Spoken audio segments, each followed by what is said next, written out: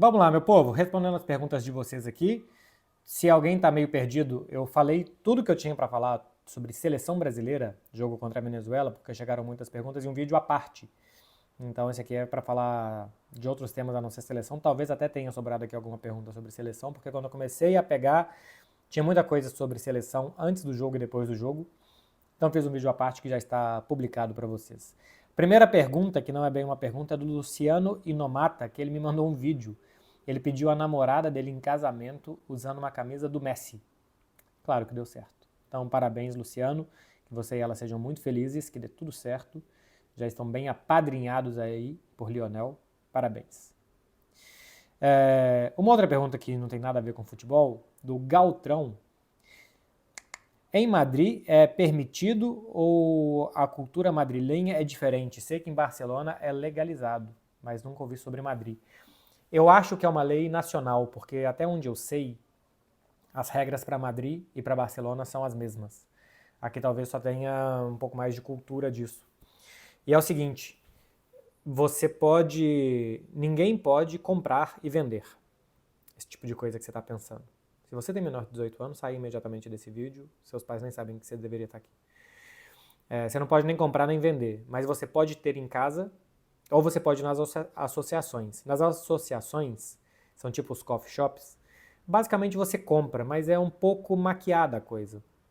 Você pode usar ali dentro, você paga, é uma associação sem fins lucrativos, então basicamente você paga pelo valor de custo e tal, realmente não é caro, e você pode consumir ali dentro. E em casa você pode plantar. Eu acho que aí tem uma diferença em Barcelona, acho que pode ter 3 pés por pessoa, em Madrid 2. Tem uma diferença assim. Mas se você levar, por exemplo, da associação para sua casa, é ilegal, porque você não pode ter porte na rua. E você não pode ter muito em casa, por isso que pode 2 ou 3 pés. Mas se você já está com ela em casa, você pode consumir mesmo sem ter o pé. Então, assim, tem umas brechinhas, sabe?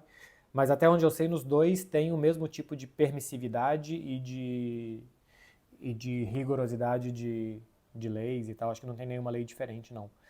Cá entre nós é tolerado, né? Não é algo criminalizado e tal. Não pode usar na rua, isso de fato não pode, é proibido. Mais uma pergunta que ainda não tem a ver com futebol. Acho que eu peguei data FIFA, sei lá, um pouco saturado de futebol, saí pegando especialmente umas iniciais sem a ver com futebol, do Edwin Lobato. O que mais aprendeu com seus pais? Eu, assim, eu tenho valores muito consolidados de certo e errado e de fazer o bem para as pessoas e fazer a coisa certa, ainda que ninguém faça, que isso meus pais colocaram muito bem assim para os filhos e eu acho que é com exemplo, sabe? Outra coisa é de muito esforço, de muita dedicação. Eu e os meus irmãos, nós somos muito dedicados no que nós fazemos. Eu tenho um irmão mais velho e uma irmã mais nova. E dedicar, tentar ser o melhor dentro do trabalho e tal, porque a gente via muito exemplo disso dentro de casa dos pais. Fora isso, meus pais sempre passaram muito exemplo de paz, de união, eles são muito unidos entre eles, eu nunca vi meus pais brigando, discutindo e tal, então sempre um clima, casa é um lugar de clima ameno, muito ligados à família, assim, meus pais foram pais muito jovens e tal, então eu aprendi muito, especialmente com os exemplos do meu pai, assim, dos meus pais, né? De ver e de reproduzir assim a paz, tranquilidade e a harmonia que eles passavam, fora esses valores. E olha que meus pais foram pais muito jovens. Eles me tiveram com 22 anos e meu irmão com 19. Então hoje, por exemplo, que eu tenho 38, meus pais têm 60. E quando eu tinha 15, meus pais tinham 37, mais ou menos a idade que eu tenho hoje. É como se hoje eu tivesse um filho de 15 anos por aí. Então, eu tive muitas referências dos meus pais ainda jovens. E o exemplo que eles mostraram sempre foi muito importante para eu ser quem eu sou. Realmente, acho que eles fizeram assim, um trabalho fantástico, especialmente com a pouca idade que eles tinham e tal. Era muito difícil acertar tanto como eles acertaram. Agora começa umas mais sobre futebol, hein? Da Cabuizi. Ela pergunta, você acha que o Mark Gill se arrependeu de ter ido para o Chelsea e poderia jogar com Hans Flick? Pois é. Não sei se o Mark Gill foi informado, por exemplo, que ele estava atrás de Vitor Roque, de Paul Victor, e por isso ele não quis ficar, ou se falaram com ele, olha, se bobear você vai ser o reserva mais próximo do Lewandowski, que ainda assim ele quis sair. O que o Chelsea oferecia de grana era muito melhor do que o Barcelona oferecia. Acho que isso ajudou ele a decantar pelo Chelsea. Tem muito jogador que sabe mais ou menos o potencial que tem, e que talvez não possa chegar tão longe. Então que é melhor garantir grana no início da carreira do que ficar parecendo que vai ter uma grande carreira e às vezes o jogador sabe que não terá. Também pode ter ido por aí. Mas eu também acho que se ele tivesse hoje no Barcelona para descansar o Lewandowski, para dar mais minutos, que ele estaria jogando mais do que no Chelsea. Hoje, pelo menos a curto prazo, sim. É bem diferente do caso do Vitor Roque, que queria sair para jogar, que pelo investimento que foi feito, nem queria sair para jogar, né? Ele queria jogar. Mas que o Barcelona precisava que o Vitor Roque jogasse o quanto antes para ele se adaptar. O Mark Guiu, acho que o Barcelona poderia, por já conhecer da base, por talvez poder ficar no B subindo para o A de vez em quando, com ficha de B, como alguns dos garotos que estão jogando, né? Tem ficha de B ainda. Acho que poderia ter sido utilizado sim para jogar boa parte dos jogos na terceira divisão, né? No Barça Atlético, ex-Barça B, e subir para o time de vez em quando para ajudar. P, with, underline, I. Deve ser alguma coisa engraçada aqui, esse nome que eu não consegui pegar. Porque é um P, underline, W-I-W, underline, I. Não sei se isso aqui faz um desenho engraçado ou o quê. O que acha do Ruben Amorim no United? Eu acho muito bom porque é um técnico de mentalidade ofensiva, o Manchester United combina com isso. De cabeça fresca, ideias renovadas, eu também acho que o Manchester United precisa disso. Eu acho que era isso que buscava no Erik ten Hag, por exemplo, e não encontrou. E se ele tiver personalidade, pulso e tiver mais preparado do que estava o Erik ten Hag, eu acho que pode dar certo. Vamos ver se vai ser mais um técnico a ser moído pelo Manchester United, aparecer péssimo técnico depois que passa por lá, né? Porque desde Alex Ferguson, alguns deram relativamente certo por um tempo, mas Manchester United nunca foi o que é, né? Que tem mais de uma década que não é, mas que sempre foi. Mas eu acho que é um bom técnico de boas ideias, de futebol bem jogado e que chega, acho que com personalidade para tocar onde seja necessário, talvez. Isso aqui eu quero, isso aqui eu não quero. Vamos ver se ele consegue mudar a cultura do clube. O Manchester United hoje precisa de alguém que mude a cultura do clube. E talvez o Ruben Amorim seja o cara que possa fazer isso. Eu acredito que pode, porque o caminho que ele teve que fazer no Sporting para voltar a ganhar um título português depois de 20 anos era mais ou menos parecido com isso. Então acho sim que pode ser o cara. Não sei se ia conseguir bater de frente, porque existe um caminho muito longo para chegar em Liverpool, em Manchester City. Manchester United tem muito dinheiro, tem ali bons jogadores que precisam ser melhorados, então não sei exatamente qual que é o caminho que ele vai ter que percorrer. Mas os primeiros passos têm que ser dados, né? Eu acho que ele é o cara ideal para isso. Alicia Arevalo, 29, manda: para quando um directo hablando de futfem, de futebol feminino? A Alicia é uma craque, é a narradora aqui da TV espanhola, e que narra os jogos da seleção e tal. E tá sempre aqui nos jogos do Barcelona feminino, a gente encontrou essa semana. E preciso mesmo falar mais de futebol feminino, pode ser num direct com a Alicia ou aqui no canal. Quando chega as fases mais decisivas da Champions, teve alguém que me mandou mensagem também se não ia ter vídeo do Barcelona 7-0 para cima do St. Pölten essa semana. Mas era um jogo de difícil avaliação, 7-0 com time reserva. Nas fases finais da Champions, certamente eu farei. O dia passou por cima de mim hoje, hein? Certamente nas fases finais da Champions feminina eu farei mais vídeos sobre futebol feminino, como eu fiz na passada. Renan 28, ponto oficial. Qual seria um bom clube para o Xavi, na sua opinião? Ficar tanto tempo parado no início de carreira é bom? Ficar muito tempo parado no início de carreira é ruim para jogador, né? Porque jogador, quando tem 18 ou quando tem 22 anos, ele ficar 4 anos sem jogar faz muita diferença. Para técnico, não acho que tenha tanta. Inclusive, para o Xavi, acho que a melhor coisa é esperar realmente aparecer um bom projeto, um bom trabalho para ele fazer, antes de aceitar qualquer coisa. Eu acho que seria bom talvez uma liga menor, dentro da Europa uma liga menor, e para a liga, sei, e para a Holanda treinar o Ajax, sabe, pela proximidade de divisão e tal, pegar um time em Portugal, um time de menos pressão na França, que ele possa simplesmente trabalhar e desenvolver jogadores.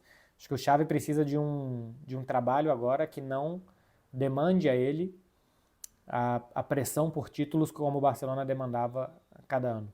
Então, desenvolver mais o trabalho dele e conseguir mostrar mais, eu acho que é mais importante nesse momento. E se pegar uma liga muito potente, de torcedores muito apaixonados, pegar, por exemplo, Napoli daqui a pouco. Né? O Napoli está indo bem com o Conte, não precisa. Mas daqui a pouco pega um clube como o Napoli, alguma coisa assim.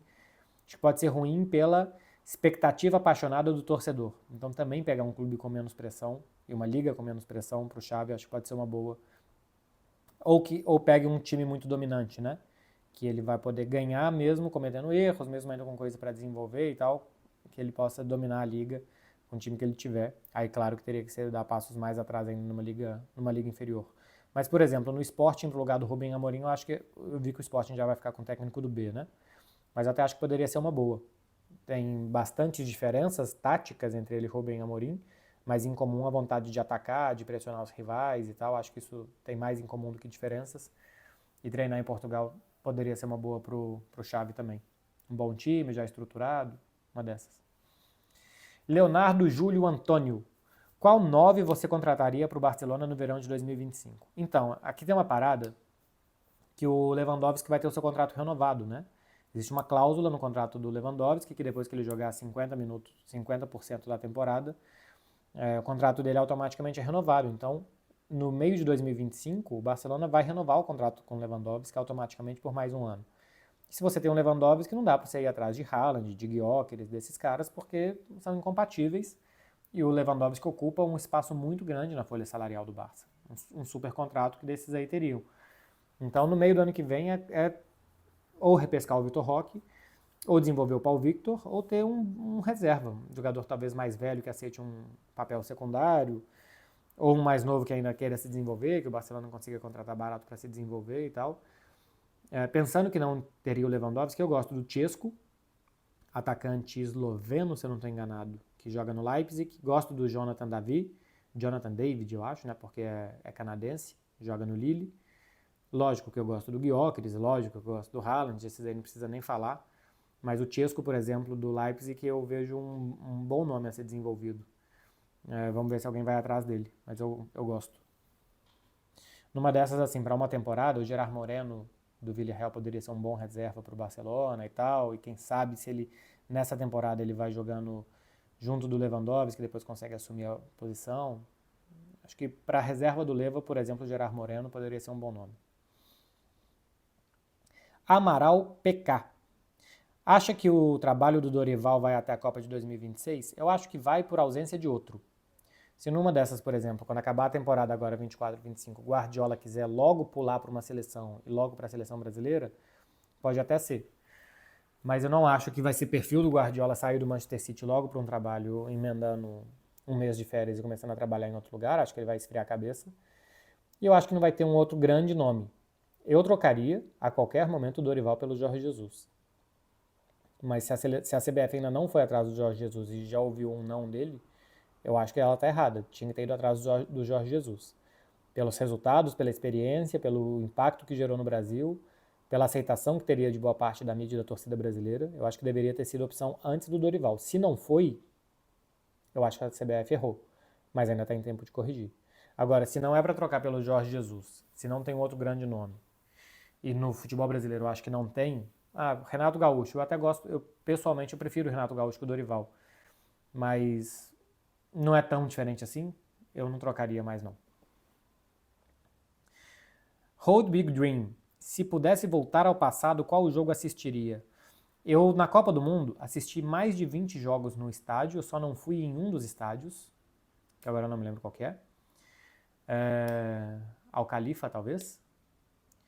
Mas depois eu não estive a partir das semifinais. Depois da eliminação do Brasil nas quartas de final, eu fui embora, junto com a seleção brasileira.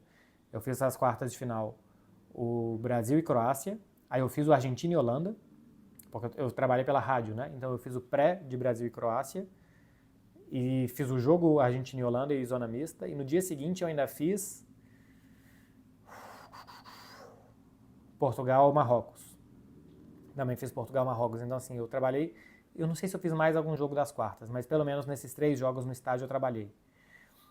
Mas depois das quartas de final eu voltei. Eu teria ficado para assistir a final, se eu soubesse, né, que o Messi venceria uma Copa do Mundo, eu poderia ver em loco, teria ficado para assistir. E voltando muito no tempo, eu gostaria de ter assistido o Cruzeiro 5, Fluminense 2 em 2003. Aquele gol do Alex, eu queria ter estado no estádio. Em 2003 eu fui muitas vezes no Mineirão, mas naquele dia eu lembro que era final de semana de vestibular e eu estava no segundo ano ainda, mas eu conhecia um pessoal que tinha feito vestibular em Brumadinho e tava assim meio que uma festa de todo mundo que já tinha feito vestibular, festa de, sei lá, final de ano, doideira, sabe, um negocinho adolescente. Eu lembro que eu não fui no Mineirão, mas se eu pudesse voltar atrás teria sido esse. JVSFLL. Qual o substituto ideal para o Kroos no Real Madrid? Rodri, né, assim, jogador pode ocupar até a mesma posição, que é uma posição de volante centralizado, como o Toni Kroos fez na última temporada, dita ritmo do jogo, bom passe curto, passe longo, chute de fora da área. Uma peça mais parecida com a última versão do Toni Kroos, porque ele também foi mudando, é a do Rodrigo. E que eu acho que acaba contrato daqui a pouco também no Manchester City, né? Para mim é o substituto ideal. Tem uma que eu acho que eu já li, uma desse menino, ou não? Acho que ainda não. Era parecido o nome. Desse daqui é o JWL021. Como consegue ser de esquerda e apoiar um ladrão como Lula? Parada do Lula ladrão, eu não coloco a mão no fogo por absolutamente ninguém, quanto mais político, mas que o julgamento dele foi um julgamento manipulado, foi, né? Tanto que olha o que aconteceu com o Sérgio Moro, né? Que houve uma interferência muito grande e uma confusão de poderes de promotoria e de juiz evidente, né? Dallagnol, o Moro e tal. Só que ser de esquerda não é morrer abraçado ou se casar com um político. Eu tenho visões claramente de uma pessoa de esquerda, porque o que não quer dizer que eu seja um comunista ou que eu abomine a direita, nada disso. Eu acho que eu tenho condições ponderadas de falar sem nenhum problema, porque eu acho que num país que existe uma desigualdade histórica tão grande como o Brasil, ainda é muito necessária a intervenção do Estado em fazer com que as diferenças sejam minimizadas entre muito ricos e muito pobres, e que se tenha uma assistência maior à população mais necessitada, que é uma parte muito grande da população brasileira.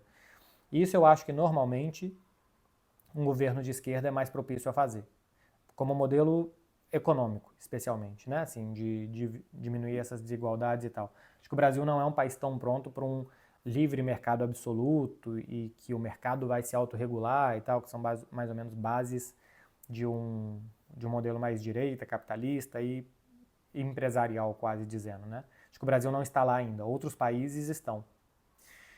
E acho que hoje existem pautas que eu me identifico muito, que é a pauta favorável a direitos de mulheres, de homossexuais, de negros, enfim, de minorias, e que a esquerda defende e abraça muito melhor, que eu acho também que torna a sociedade mais humana. Então, tanto questão de casamento entre homossexuais, direitos das mulheres, proteção às mulheres, a mesma coisa aos negros, aos crimes de injúria racial e de racismo, e da mulher poder escolher se ela vai ser mãe ou não, independente do que aconteceu com a gestação dela. São pautas que eu acredito que a esquerda, né, assim, talvez seja isso mesmo, que a esquerda se posiciona de forma com que eu me identifico muito mais na minha maneira de ver o mundo. Mas, assim, essa minha visão toda sobre desigualdade, sobre igualar arestas históricas, sobre visão sobre minorias e tal, isso não tem nada a ver com Lula. Nada a ver. Isso é a minha visão de mundo. Minha visão de mundo, eu moro num país que é do bem-estar social, que é um país também que tem uma divisão de esquerda e direita, mas que hoje é o Partido Socialista, que não quer dizer comunismo, que está no poder e tal. Eu me identifico com esses valores. O que não tem nada a ver com Lula. Inclusive, eu gostaria muito que o Brasil tivesse uma esquerda muito melhor, que a gente não precisasse do Lula com 80 anos, com todos os seus defeitos, tivesse que ser necessário para a gente não ter uma pessoa como o Bolsonaro no poder. Assim como uma direita moderada, centro-direita e tal, eu não tenho nenhum problema. Alternância de poder, divisões, eu acho de boa, é necessário, é saudável, só que não estamos num momento saudável no Brasil. Talvez o antídoto que a gente precisava, porque o Bolsonaro era o que representa, acho que de mais perigoso na política e no diálogo e nas relações razoáveis entre as pessoas, ter um líder tão violento e truculento como ele era, o antídoto tinha que ser o Lula. Mas eu prefiro 1000 vezes uma esquerda mais renovada, mais arejada, mais leve do que o lulismo também. Mas para mim não existe comparação, para mim não são extremos Lula e Bolsonaro, tá? O Bolsonaro tá aqui, o Lula tá muito mais centro do que extrema esquerda, comunismo, não sei o que e tal.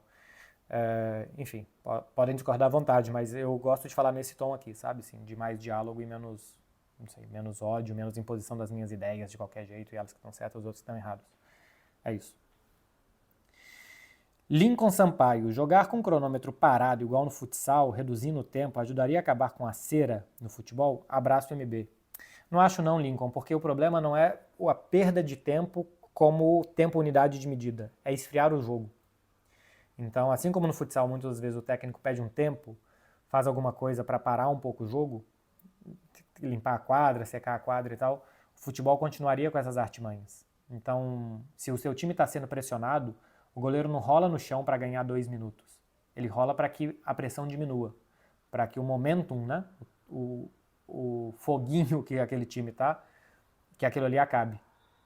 Então, talvez ajudasse a amenizar, mas eu acho que não acabaria não com a cera e com o antijogo, porque isso é muito mais de esfriar o adversário do que ganhar tempo simplesmente. Hugo DN, quais suas expectativas para a final da Sul-Americana? Qual a análise sobre o time do Racing? Vai ser tema de um vídeo da semana que vem. Eu vou fazer antes da final um vídeo prévio, porque eu preciso estudar o Racing. Eu não assisto futebol argentino, os jogos contra o Corinthians, pô, não dava assim. Os jogos que eu assisto de madrugada eu preciso escolher muito bem, porque eu vou ficar uma noite sem dormir e isso vai me afetar todo o dia seguinte. Então não calhou de ser Racing Corinthians nenhuma dessas vezes. Mas vou me debruçar em cima do Racing. Vou fazer isso com Botafogo e Galo também. Vou analisar as duas finais sul-americanas e vou aproveitar a data FIFA para isso. O vídeo de Botafogo e Galo deve sair na semana seguinte, só, né, perto da final da Libertadores. Mas a minha ideia é assistir um pouco mais de jogo, de análise e tal, pegar um pouco do que pode acontecer, dos padrões dos times e trazer aqui para vocês. Então, semana que vem, Hugo, falo mais sobre isso e melhor e tal, do que algo que eu já conversei com algumas pessoas. Aqui em Barcelona tem muito argentino, né? E eu conheço aqui tanto o torcedor do Racing como o torcedor do Independiente, do Rojo, né? Que é o grande rival do Racing, de Avellaneda também, Avexaneda, como dizem eles. Então, já me falaram algumas coisas e tal, mas eu quero ver. Quero assistir um pouco mais e tal, vou buscar ferramentas essa semana. VicXZ.10. Qual dica você daria para uma adolescente que deseja ser jornalista esportiva? Você é a minha inspiração. Muito obrigado, Vic. A dica que eu daria é assim, eu já falei isso várias vezes, é fazer contatos, mostrar serviço e prática. Faça muita prática. Nem que você não publique, eu acho que não publicar muitas vezes é até melhor do que publicar, pela chance de você se expor e tal. E é muito normal quando você se inspira em alguém, como eu, que já estou numa posição de carreira, que eu dou muita opinião, que eu falo muito, da gente também querer opinar desde muito novo. E eu talvez seja uma péssima pessoa para falar disso, porque eu fui comentarista também de rádio, de televisão ainda antes dos 25 anos. Mas eu acho que no início da carreira, talvez se a gente se dedicar a mais entender do que falar, a mais ouvir do que falar, seja melhor. Então, fazer muitas perguntas, observar muito, por exemplo, e começa a trabalhar numa rádio, num jornal, numa TV, e começa a participar de programas e de eventos e de algum sei, debate, uma entrevista coletiva, mais para escutar e aprender tudo, absorver tudo, do que para tirar conclusões e querer opinar sobre aquilo. Mas a dica que eu dou é aproveite a jornada, leia bastante, esteja informada, melhore seu texto, capacidade de falar, de se comunicar, pegue estágios na área, faça networking, conheça pessoas, busque muitos e muitos e muitos estágios, mostre serviço e torça para dar certo. E aproveite a jornada, né? Enquanto isso, vai aproveitando, tenta se divertir um pouco também, porque a vida também tem que ser sobre isso. Henri Felipe. MB, jornalistas pedem autógrafo aos jogadores? Cara, hoje em dia ninguém acho que mais pede autógrafo, né? Mas normalmente eu acho pedir foto muito inadequado. Pedir foto, presente, qualquer coisa assim para jogador eu acho muito inadequado. Eu sou meio radical com isso, assim, eu normalmente não peço foto nem quando eu entrevisto o jogador. Eu gosto de ter uma foto da entrevista. O fato de eu estar entrevistando, aí eu acho legal. Mas eu não gosto muito da proximidade que se cria e do amiguismo, eu não gosto. Porque a gente precisa criticar, a gente precisa ter senso crítico, a gente precisa fazer perguntas duras e muitas vezes os jogadores não entendem que esse é o nosso papel, não estão preparados para isso. Então eles acham às vezes que é uma traição que você esteja fazendo uma pergunta dura ou uma crítica a eles. Então, quando você confunde as coisas e cria uma relação de que você já pediu alguma coisa para aquele jogador, fica muito difícil depois, quando ele acha que é uma traição, você justificar que não é. Que vocês são só cada um trabalhando e fazendo o seu. Então, acho que ter uma boa relação, uma relação cordial, educada, é muito positivo, te ajuda a você entender, às vezes você tem uma fonte, uma pessoa que vai te ajudar, que vai querer falar com você no momento que às vezes ninguém quer falar e tal. Então, ter uma boa relação é fundamental e eu tento ter uma boa relação com todo mundo, por exemplo, que passa aqui, os jogadores que passam por aqui e tal. Mas uma relação de amigo, assim, eu não acho correto ter. Nem uma relação muito próxima, nem se envolver em muitas coisas dos jogadores, eu não acho certo ter, porque é antiprofissional, né? Porque depois, na hora que você precisa criticar e você não critica, para onde foi sua dedicação como jornalista? Então, autógrafo não, e nem foto eu gosto. Foto eu acho menos problemático, mas ainda assim eu gosto de manter distância. É como eu vejo. Alex Zek 2. Fala, MB. O que achou das falas do Deco sobre os ataques ao Vitor Roque? Um abraço por trás. E depois ele faz aqui uma força e me dá um soco.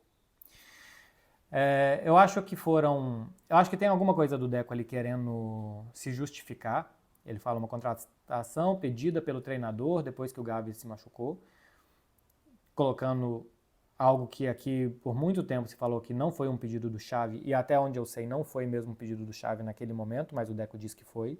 Então meio que falando, a gente só trouxe o Vitor Roque naquele momento porque o Xavi pediu. Ali eu acho que ele meio que tentando se justificar. Sobre os ataques ao Vitor Roque eu concordo. Eu passei a temporada passada inteira, ou pelo menos meia temporada passada, né? A partir do momento que o Vitor Roque chegou, falando que eu não avaliaria o Vitor Roque do ponto de vista técnico na primeira temporada, que eu não achava justo com ele, porque eu falava todo o contexto. De chegar num clube extremamente necessitado, carente, ter chegado depois de um mês de lesão, um mês de férias, final de temporada, aqui no meio da temporada, 18 anos, tudo isso, eu achava que tinham que ser meses simplesmente de adaptação, que seria normal ele jogar pouco, e que a gente fala, tá jogando bem, tá jogando mal, seria injusto se ele não tinha feito nem pré-temporada com o time, tinha feito poucos treinos e sido colocado para jogar e até para resolver. Eu não achava justo criticar, mas as críticas foram muito pesadas, de jornalistas e de torcedores também, e o futebol às vezes é cruel mesmo, né? O Vitor Roque paga muito pelo preço. Como ele custou 30, que pode chegar a 60 milhões, para um clube que não tem nem 30 e muito menos 60, se espera um resultado imediato. Mas eu acho que as críticas eram a ele, mas muito também a quem trouxe, tá? Então, o Deco aqui eu acho que ele foi defensivo e ele... os ataques ao Vitor Roque, mas eu acho que ele estava defendendo ele também por ter sido a contratação. E eu lembro que quando o Vitor Roque ainda não estava para chegar em dezembro, mas em outubro do ano passado, eu entrevistei o Deco no Estádio do Dragão, antes do Porto 0 Barcelona 1, e ele disse que era uma contratação dele. Então, assim, não dá para dizer que o Vitor Roque deu errado, tá fazendo o caminho dele no Betis. E eu converso com gente próxima ao Vitor Roque que diz que ele está se sentindo bem, se adaptando. Eu realmente tenho reparado isso, eu já falei isso aqui com vocês, algumas análises de Betis, né, no Café com Beckler. Tá tocando mais na bola, tá participando mais. Tem 5 gols, 2 na Conference League e 3 em La Liga. Eu acho que se ele terminar a temporada com mais ou menos 15 participações em gols em La Liga, é positivo, que é o que fez o William José no Betis na temporada passada. Então vamos ver. Mas o Deco verbalizou que era uma contratação dele, que era a primeira contratação dele desde que tinha assumido a diretoria técnica do Barcelona. E aqui ele fala dos ataques do Vitor Roque, meio que tentando justificar, acho que um pouco o lado deles também. Vitor MS9. MB, por que Zidane sumiu completamente na carreira como técnico? Cara, eu acho que alguns seres humanos, algumas pessoas, precisam da adrenalina do dia a dia toda hora. Não conseguem, depois de terem sido jogadores, demorarem a ser técnico e terem trabalhos esporádicos e tal. E tem outros que conseguem, como Zidane, por exemplo. Financeiramente já está realizado, já ganhou muito como jogador e como técnico. Eu acho que ele não quer sair pingando de projeto em projeto. Acho que ele quer esperar a seleção da França quanto tempo seja necessário, por exemplo. Talvez seja o que ele esteja esperando. Se o Deschamps for ficar lá mais 10 anos, ele vai esperando. Pô, e se daqui a pouco, antes de contratarem o Zidane, contratarem o Thierry Henry? talvez ele não treine mais. Tem gente que não consegue largar.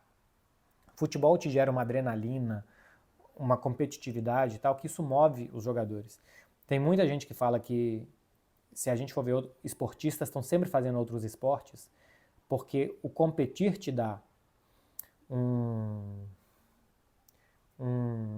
hormônio, te gera alguma coisa que você não consegue ficar sem aquilo, sabe? Você fica viciado naquela adrenalina da competitividade. Então, por isso que muitos corredores, pilotos e tal vão fazer outros esportes nas férias, que o jogador vai jogar outras coisas e tal. E por isso que eu acho que muitos jogadores viram técnicos depois. Por mais que eles não precisem de dinheiro, que a rotina seja absurda, de 70 jogos por ano, e você está sempre tendo que administrar 25 garotos ricos e mimados e que não sabem ouvir não e tal.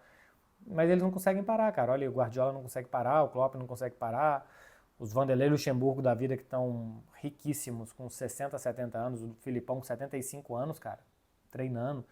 A galera não consegue parar, é muito apaixonada e é muito viciada naquilo. E outros não são. Aparentemente o Zidane é mais tranquilo, mais bem resolvido com isso, e vai no ritmo dele esperando o trabalho que ele quer apenas. Pode, assim, eu imagino que possa ser por aí. Pedro H. Baracho. Com essa nova lesão de ansiedade, Fati, acho que ele queria, não sei se ele realmente quis fazer um jogo de palavra, Barça deve tentar vender ele na janela de janeiro. O Barcelona já tentou vender o Ansu Fati várias vezes, assim, nas duas últimas janelas, tanto a do final do ano passado como a do meio desse ano. Se chegasse proposta, o Barcelona queria vender. Acontece que o Ansu Fati tem um salário astronômico no Barça, porque aparecia como uma jovem promessa, e o Barcelona foi melhorando o contrato dele, e que ele não quer abrir mão desse salário, não quer sair, e que não chega nenhuma proposta que seja boa. Então, nem por empréstimo o Barcelona conseguiu, por exemplo, entre aspas, desovar ele agora no meio do ano, no verão, porque acho que ele ganha 13 milhões por temporada. Deixa eu ver se eu consigo pegar isso rápido aqui para vocês. Quanto ganha Ansu Fati? Acho que ele ganha 13 milhões por temporada, e de salários do Barcelona hoje vai ter Lewandowski, que é acima. Ó, Lewandowski e o Frenkie de Jong, porque são os atrasados. Ansu Fati, segundo Capology, ganha 14 milhões de euros por temporada. Nenhum clube consegue pagar um terço disso, 5 milhões de euros para um jogador de empréstimo. Nenhum clube assim médio, né, que é hoje onde tem mercado Ansu Fati. Então, essa história de vender jogador é muito difícil por esses fatores. O cara quer abrir mão de 14 milhões de euros, um jogador que só se machuca, que com 21 anos, talvez ele mesmo tenha dúvida se ele vai ter carreira como jogador. O cara quer ganhar todo o dinheiro agora, porque sim, porque ele vai viver até 80 anos, ele tem 20. E tem toda a família por trás e tal. Então ele não quer abrir mão desse salário, nenhum clube quer pagar esse salário para ele, então ele vai ficando. Guiwin. Quem está mais perto de renovar, Araújo ou Frenkie de Jong? Araújo. Não sei se está muito perto, mas mais perto que o Frenkie de Jong qualquer um está. Porque o Frenkie de Jong tem um contrato na mesa dele para ser renovado, tem uma proposta há meses e ele nem olha. Ele não pensa em sair para nenhum lugar e não pensa em renovar com o Barcelona, porque ele tem contrato até 2026. Nesse momento, é só abrir aqui a mesma página para ver. Nesse momento ele está ganhando 19 milhões de euros por temporada. E com um bônus de 6 milhões. O Frenkie de Jong nesse momento está ganhando 25 milhões de euros. Não sei se na próxima temporada é igual, acho que tinha uma escadinha que começava a descer. Mas ele quer cumprir 2 anos de contrato, ganhar aqui mais 50 milhões de euros e depois ver o que ele vai fazer. Se ele renova, se ele sai e tal. O que o Barcelona queria fazer era renovar para ter mais tempo de Frenkie de Jong e diluir essa dívida que o Barça tem com ele. Por que ele está ganhando tanto dinheiro? Porque na época da pandemia ele praticamente ficou sem receber e agora o Barcelona está pagando os atrasados, por assim dizer. Né? Não chega a ser atrasado porque foi feito um acordo, mas o que devia ele daquela época. Então, ele não pensa em sair porque ele não quer abrir mão desse dinheiro. Ele não pensa em renovar, porque para renovar ele tem que receber isso mais a prazo, ele não quer mais prazo nenhum, ele quer receber agora. E daqui a 2 anos ele pode sair livre. Então por isso que tem lá uma proposta e ele nem olha. Nem olha nenhuma outra. Continua na dele aqui. E o Ronald Araújo talvez tenha mais pressa de decidir se ele vai ficar, se ele vai ser vendido, para onde que vai ser. E o Barcelona a mesma coisa. Acho que com o Ronald Araújo existe uma relação mais saudável, portas para dentro, né? E não assim como jogador de futebol, mas do ponto de vista de contratos, do que com o Frenkie de Jong. Léo Madonna. Fala, Beckler. Qual a sua opinião sobre Ney no Santos, pro time e para ele? Eu acho ótimo, tá? acho que o Neymar precisa voltar para o futebol brasileiro. Se ele conseguir se manter saudável, coisa que o histórico dele mostra que é muito difícil, eu acho que ele ainda poderia jogar num grande clube da Europa, porque bola ele tem, e idade ele tem também. Eu acho que o último ano antes Copa do Mundo, ele vai ser um jogador super profissional, porque é também uma questão do Neymar, como que ele vive o dia a dia dele e se isso é compatível ou não com um atleta de alto nível.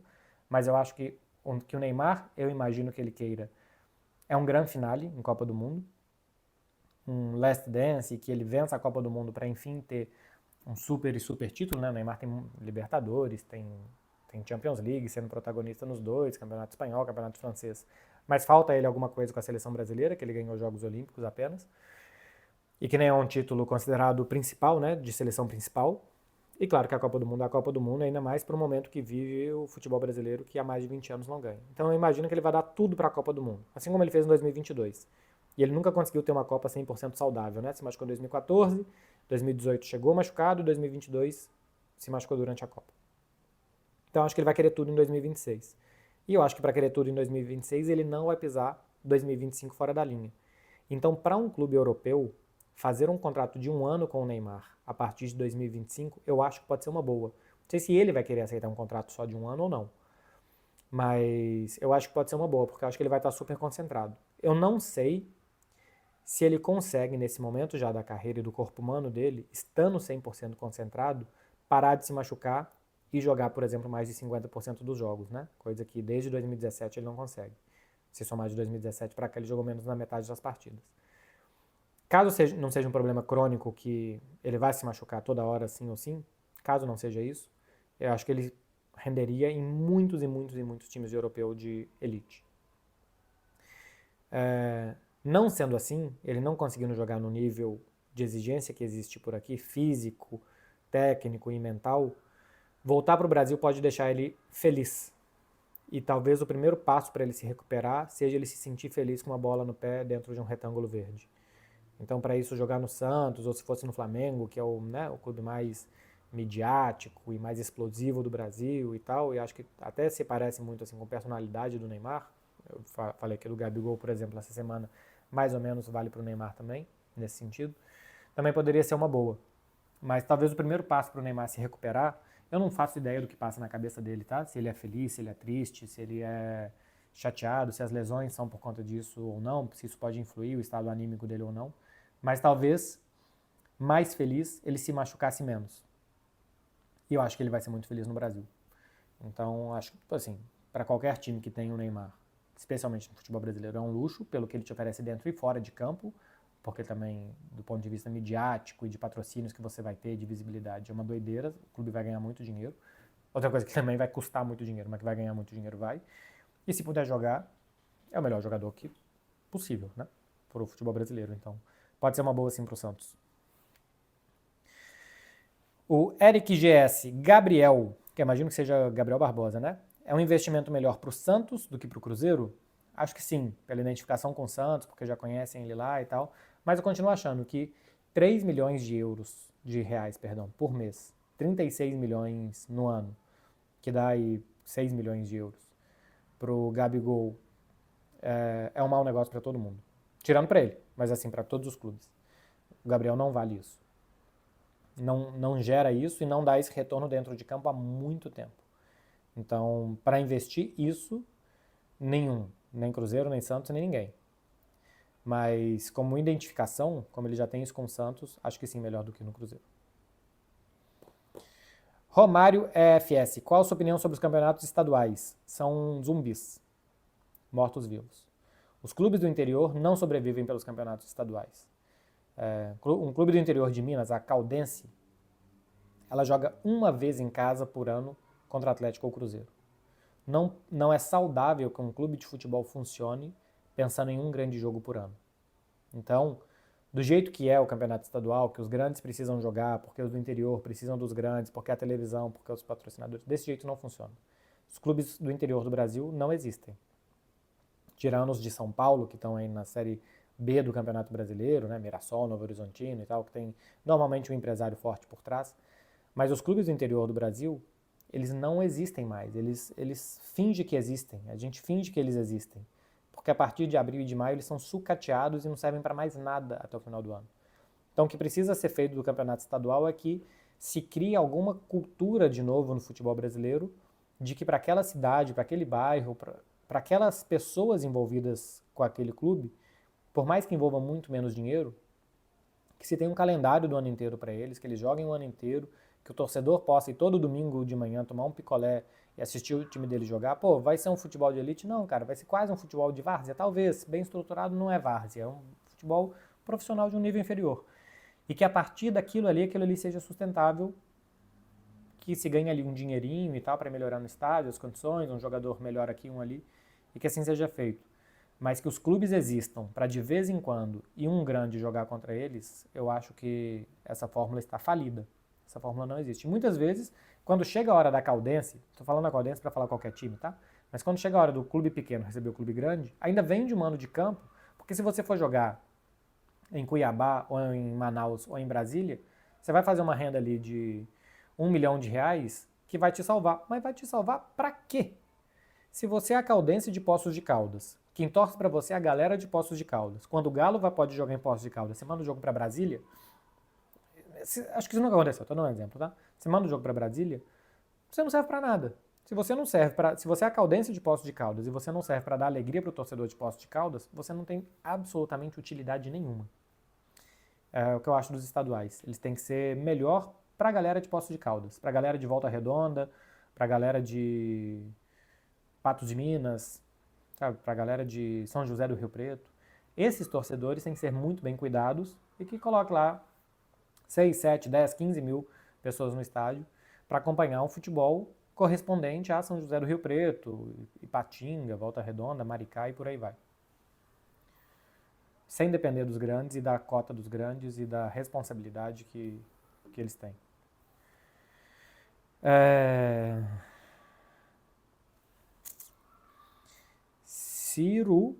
Ciruva Edu. Caramba, Ciruva Edu? Você não acha que o trabalho do Simeone está aquém ao maior salário de técnico do mundo? Depende, assim. A visão simplesmente o melhor técnico, o técnico mais bem pago do mundo tem que ganhar todos os títulos do mundo? Acho que não. Porque você tem que ver o que você dá para esse técnico mais bem pago do mundo. Outra coisa é que eu acho que o Simeone bateu no teto já do que ele pode dar ao Atlético de Madrid, que é ganhar todos os títulos menos a Champions. Né? Ele ganhou todos. Ganhou a Copa do Rei, a Supercopa da Espanha, o Campeonato Espanhol, 2 vezes, aliás. Ganhou a a Liga Europa e ganhou a Supercopa da Europa. Ele ganhou todos os títulos, exceto a Champions, que ele bateu na trave 2 vezes. Mas as sensações que o Atlético passa nesse momento, nas últimas temporadas, é que o time joga menos do que podia jogar, que fica mais longe de Real e de Barcelona mais cedo no Campeonato Espanhol, e que talvez arejar, mudar ares e que venha um novo, assim como o Simeone deu uma entrega de energia grande, que o outro dê outra entrega de energia que possa fazer esse clube brigar mais e melhor. Mas o objetivo do clube é todo ano estar na Champions, todo ano estar entre os 4 melhores colocados do Campeonato Espanhol e o que mais puder conseguir. Isso ele consegue. Agora, se é o melhor técnico do mundo que tem que fazer isso, eu também acho que talvez você não precise pagar tanto para um técnico para fazer isso.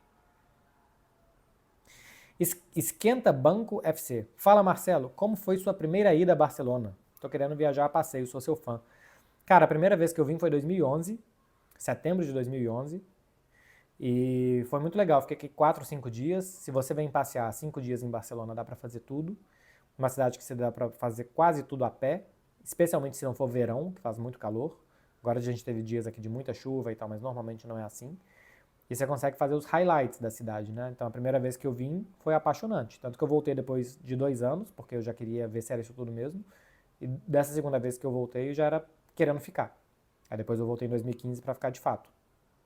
Mas eu fiquei apaixonado pela energia da cidade, as cores, o que a cidade te oferece. Parece, quando você chega aqui, a sensação que dá é que você chegou num lugar cheio de possibilidades. Que cada rua que você vira, você consegue imaginar um novo cenário que ali muita coisa de boa vai te acontecer. E Barcelona é um lugar que as coisas acontecem. Então, pode vir, esquenta banco. Você vai se divertir aqui. Lorenzo Francisco 7. Por que o City vem oscilando nessa temporada? Seria só pela ausência do Rodri Ou é mais questão tática? A ausência do Rodri já era uma questão tática grande. Além do Rodri, tem mais jogadores machucados, mas eu também vejo o time menos concentrado do que nas últimas.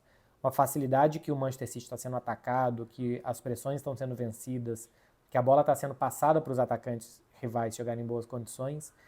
Isso eu acho que tem a ver com os jogadores estarem fora de posição, não estarem correndo tanto, não estarem correndo tão certo, não estarem tão atentos às jogadas, estão prestando atenção nos passes e nas recomposições. Eu vejo o time desatento nesse início de temporada, desconcentrado. Que temporada o Manchester City ainda não pegou. E talvez a ausência do Rodri gere isso, vai gerando pequenos desequilíbrios, pequenas desatenções e o time vire essa peneira que virou nos últimos 4 jogos. Mas aí, antes disso ainda também tiveram algumas vitórias estranhas e tal. O Haaland tem muitos gols em número, mas também tem perdido muitos gols, então tá estranho para tudo. O Rodri faz muita falta, como equilíbrio, né? O Rodri é um relógio. A hora que você olha para ele, ele tá marcando a hora certa, ele tá sempre fazendo o trabalho que ele tem que fazer bem feito. E quando você perde alguém que está sempre fazendo algo bem feito numa engrenagem que tem 11 peças, cara, você está perdendo 10% de trabalho bem feito já. É uma perda muito grande. Tem mais uma aqui que eu já desse menino que eu já li. Acho que é menino, mas é uma foto toda em preto. Que é o do P.I. O erro no jogo do Barcelona abre espaço para discussão de tecnologia do impedimento? Então, eu peguei essa pergunta só por conta de uma coisa. Segundo o Comitê Técnico de Arbitragem da Espanha, o CTA, não houve erro. Eles, horas depois, se manifestaram dizendo, não, essa imagem foi analisada por várias outras câmeras e a imagem do tirateima está correta. Eu até gostaria que se pudesse haver mais transparência e mostrar essas outras imagens e talvez um outro tirateima, alguma construção do tirateima, de quando que a bola sai do pé do Frenkie de Jong, o que tá e tal, seria muito bom. Mas, aparentemente, P.I. não tem erro. Não tem um erro na sua premissa de falar o erro do jogo do Barcelona. Mas eu entendi o que você quis dizer. Sobre o que você está falando, discussão da tecnologia do impedimento, eu acho que não tem que abrir isso. O que a gente tem que fazer é melhorar as tecnologias. Se houve um erro, como que vai melhorar para que não aconteça de novo? Porque qualquer volta atrás geraria muito mais erros do que esse. Não existe hoje nada melhor para dúvidas no futebol do que essa tecnologia do impedimento semiautomático. Para gerar justiça, isso aqui está à frente, isso aqui está atrás, não existe nada melhor do que isso. Então, é melhorar a ferramenta e não perguntar se ela está correta ou não. Assim como o primeiro celular que surgiu, a gente falou, caramba, isso aqui é uma maravilha, e hoje a gente tem celulares muito melhores, essa primeira tecnologia que serve, daqui a pouco a gente vai ver tecnologias muito melhores. Diego Silva, 6314. Gosta mais de outros esportes além do futebol? Um abraço, Diego Silva. Eu gosto de esportes de raquete, eu gosto de tênis e de pádel. Pádel eu gosto de ver e de jogar. Tênis eu não jogo, mas gostaria de jogar. Talvez ainda faça um plano que eu tenho até de fazer aula e tal, de aprender a jogar. Gosto de ver Fórmula 1, mas os horários não são bons porque normalmente é domingo, 2 da tarde, ou eu tô indo para estádio, ou eu vou para estádio mais tarde, então tô fazendo as minhas coisas, ou tem algum outro jogo que eu preciso ver no horário e tal. Mas eu cresci vendo Fórmula 1 com meu pai, ainda alguma coisa de Ayrton Senna, depois muito de Barrichello, Schumacher e tal, e depois de Felipe Massa. Gosto muito de ver Fórmula 1. E acho que acabou. Não tem muito mais esportes que eu gosto de ver, não. Realmente, quando tem os grandes jogos de tênis, eu gosto. E pádel, sempre que tem... Agora tem um plano de televisão que nem tem os campeonatos de pádel. Mas eu gosto de assistir bastante. Até pra ver o que eu faço de errado e tal, pra aprender. E sigo várias páginas de Instagram que mostram os lances e normalmente paro pra ver, até posto alguns. Pádel eu gosto muito de ver e de jogar também, é muito, muito, muito divertido. E acho que Fórmula 1. De resto, não tem nenhum outro que eu pare muito pra ver ou pra querer praticar. Por exemplo, corrida. Não paro pra ver uma maratona, né? Eu gosto de sair pra correr. Musculação. Quem sou eu pra ficar vendo alguém fazendo supino? Eu vou lá e faço. Mas de assistir, acho que são esses. Meu povo, acabou, hein? Foi isso daqui, 50 minutinhos respondendo vocês. Boa sexta, bom feriado, vai aproveitar. A vida é feita para isso, pra gente aproveitar, enquanto a gente tem coisa boa para aproveitar. E para esquecer os problemas também. Então, boa sexta para todo mundo. Já é feriado, espero que vocês já estejam vendo isso aqui loucaços, ou que vocês vejam no sábado loucaços também. Deixa um like aqui, se você chegou a 50 minutos de vídeo, cá entre nós, você gostou. E deixa um comentário também para me ajudar. Valeu, gente, um beijo para vocês, hein? Até a próxima, que deve ser na segunda-feira, Café com Beckler, eu imagino que vai ser isso. Beijo, gente, valeu.